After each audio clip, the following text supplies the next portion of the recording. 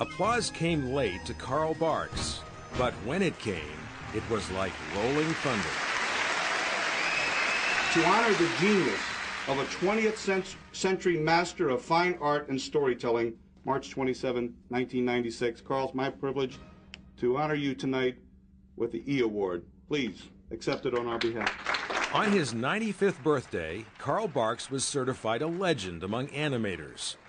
He was the Disney alumnus who helped make Donald Duck a household name, and who in the process made a name for himself. In my heart, and in the hearts I know of all the people here and the millions of your fans around the world, you are truly a 20th century master. But he was not, as it turned out, an overnight sensation. Darl Barks, of course, worked under the logo of Disney for so many years and toiled for 40 years without really getting his due recognition. Darl grew up a shy and very lonely farm kid in Oregon.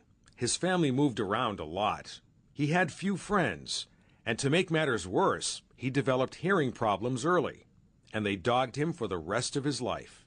Because of my hearing problems, there wasn't much happiness went along with it, but at any rate, I feel that I've rewarded myself by getting into an occupation that I enjoy working at.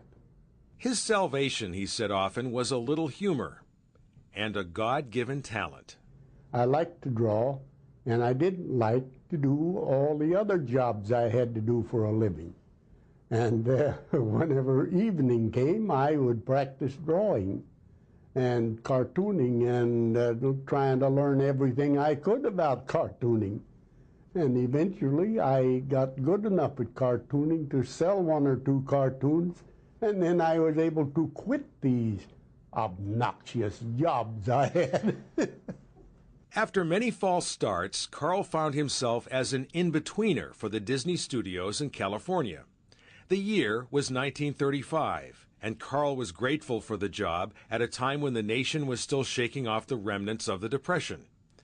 In-betweeners were the artists who prepared the moving parts of an animation sequence after the head artists established a beginning and an end for the action in a scene. In those days, Disney animators signed contracts that kept their names off their work. Walt Disney's was the only one the public needed to know. But slowly, Darl's work as both a writer and cartoonist began to gain a following among comic book fans. They realized that the best work was coming from the hand and heart of just one man, the good duck artist, Darl Barks.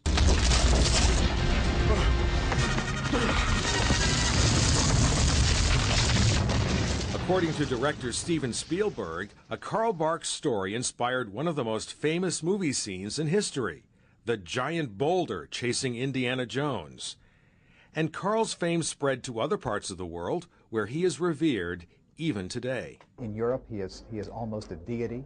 When you go to the Scandinavian countries or into Germany or Italy, the comic books there for 40 years that Darl did have all been published, as Walt Disney's Comics and Stories by Darl Barks. While Darl was not nearly as well known in the United States, he still managed to become a cult figure here too. Darl, my 8-year-old son in Indiana asked me to tell you that you are his favorite artist. I would go down to the drugstore, I would sit and I would agonize for 2 or 3 hours over which of these comic books I would invest my money in, and I would always basically end up with Uncle Scrooge. The Scrooge character was entirely a Barks invention, and to the young artist's credit, Donald Duck's Moneybags uncle was hugely popular. And for the artist, there was a good reason why. I had noticed in comic strips for the years that I had been reading them that nearly every comic strip family had a rich uncle. And none of those uncles ever showed their physical wealth. He got it in barrels, and he got it in bins, and just in piles. And that was the fascination I think people had with Uncle Scrooge.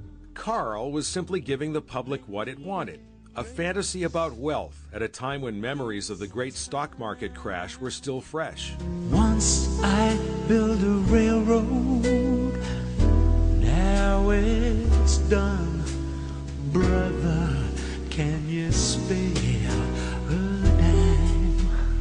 10 cents was especially dear in the years of the Great Depression, but it was all you needed for a ticket into the imagination of Carl Barks. Just necessity to make a story that would be worth 10 cents and would sell books and would be entertaining and would make a person want to buy the next comic book that came out.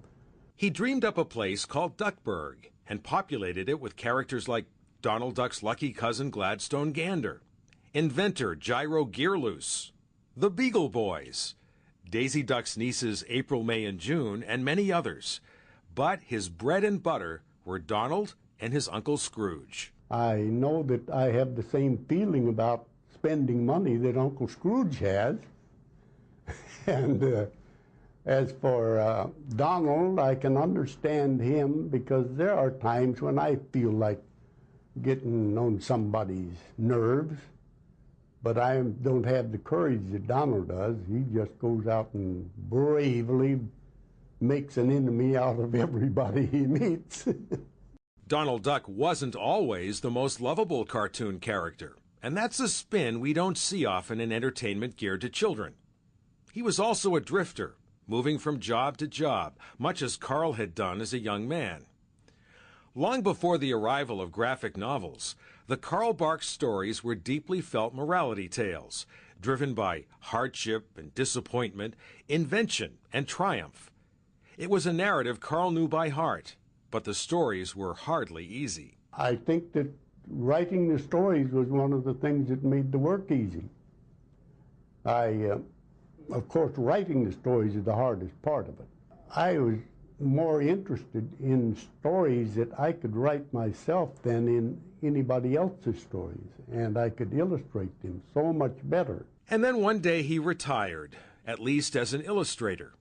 Carl took up painting landscapes to pass the time, but he made little money at it. And then one of the fans came by and asked if I would paint one of the Disney magazine covers that I had drawn, a little old sailboat with Donald and the kids on it. And I told him, of course I can't do that.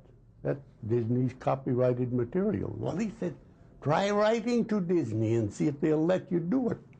So I wrote to their licensing department and got a letter back saying certainly I could do it, that they would give me permission to paint those pictures of the ducks for 1 year.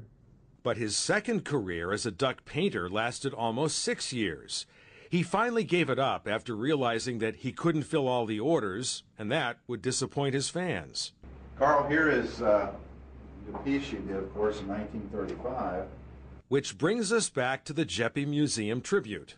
Founder Steve Jeppe was able to persuade dozens of owners of Carl's paintings to lend them to the Diamond International Galleries for a once-in-a-lifetime exhibition. It was a once-in-a-lifetime experience for the artist as well. Tonight, what's special is Carl's coming to my hometown. He's coming to my gallery. We were able to transform this gallery into Duckburg, as we called it tonight. And the privilege I had when he came in of being able to take him around personally and let him see his work all united again under one roof and have him look at the stuff and remember distinctly when the last time he saw it. There were paintings he hadn't seen in 20 years. Yeah, I look at those and I can see a little thickness where I covered an area with 2 or 3 coats of paint. My compositions were circles within circles. Can you imagine seeing his work captured in oil? He sees it in watercolor. He sees it on the printed page. He sees it in pen and ink. He sees it in the 3-dimensional bone china figures. What I would give to be inside his mind as you walk around here and see 50, 60 years of your life. I thought, this blows my mind. This is the greatest collection of Carl Barks works that I've ever seen in my life. In fact, I don't know how they ever got it all together at one spot. To his many fans, Carl Barks was the best in the business. A Rembrandt, they told him at his big celebration. A Picasso. A master. Carl Barks is one of the great pop artists of our time. I think he's far superior to the Andy Warhols and some of the other people that have been celebrated around the world. He didn't stereotype an era. He didn't do war comics in the 40s that we would probably not relate to today. He was in a little world of his own. Probably is responsible for more of the success of the Walt Disney Company than they will ever be willing to admit. But you wouldn't hear that from the man himself. The shy boy had grown to be a shy and humble man, so all the attention on his special night was a little overwhelming. Thank you all very much. Happy birthday to you. Happy birthday to you. Happy birthday, dear Carl. Happy birthday to you. Well, it was the longest birthday party that I or possibly anybody else ever had. And it was the only time anyone had ever seen Carl Barks toot his own horn. Carl Barks was a gentle man with an enormous talent. But looking around at his life's work, you'd be wrong to assume that his talent was for drawing and painting. No, the good duck artist considered himself a storyteller first. I can look at some of those stories and feel a great pride. I can look at a painting and realize that there are thousands of people who could paint the same subject better. But those stories are kind of unique. I like some of them.